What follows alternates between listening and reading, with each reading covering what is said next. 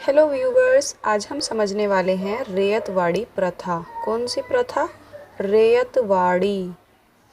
ये प्रथा I hope मैंने तो ये उसमें ही सुनी है, जो अंग्रेज़ों वाले जो चैप्टर होते हैं जिसमें ब्रिटिश शासन की बात होती है, तो वहाँ पर इस प्रथा की बात की जाती है।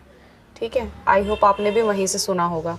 तो रैयतवाड़ी प्रथा वैसे तो अंग्रेज़ों से ही जुड़ी हुई है। जब हमारे देश में ब्रिटिशर्स का शासन था तो वो हमारे यहाँ के जो किसान थे उनसे टैक्स वसूली करते थे, टैक्स लेते थे।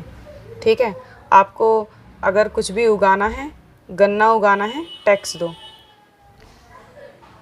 अगर आपको फूल भी उगाने हैं तो टैक्स दो। मतलब कुछ भी आपको काम करना है तो क्या पे करना पड़ेगा? टैक्स पे करना पड़ेगा। और वो टैक्स जो लेते थे उसका नाम उन्होंने कुछ और रखा हुआ था।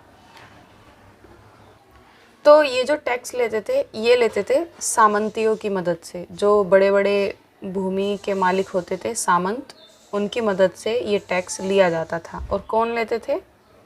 अंग्रेज़ लेते थे। ठीक है, अब अंग्रेज़ों ने क्या किया कि सामंत क्या करते थे, इनसे बहुत सारा टैक्स वसूली करके इन्हें कम दिया करते थे। तो इससे अंग्रेज़ों को फ़ायदा नहीं हो रहा था।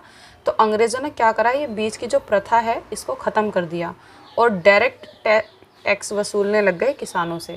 अब किसान और ज़्यादा परेशान हो गए, क्योंकि बीच के जो सामंत थे वो तो थोड़ा बहुत मतलब छूट दे भी दिया करते थे कि हमें दे दो, आगे हम दें ना दें तो ये तो छूट बर्दाश्त भी कर लेते थे थोड़ी बहुत। लेकिन जब अंग्रेज़ों ने डायरेक्ट टैक्स वसूली पर आए तो फिर किसान और ज़्यादा परेशान हो गए।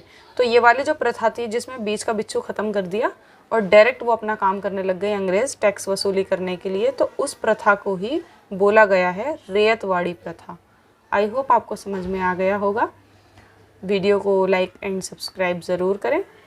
मिलते हैं नेक्स्ट वीडियो में। Bye bye.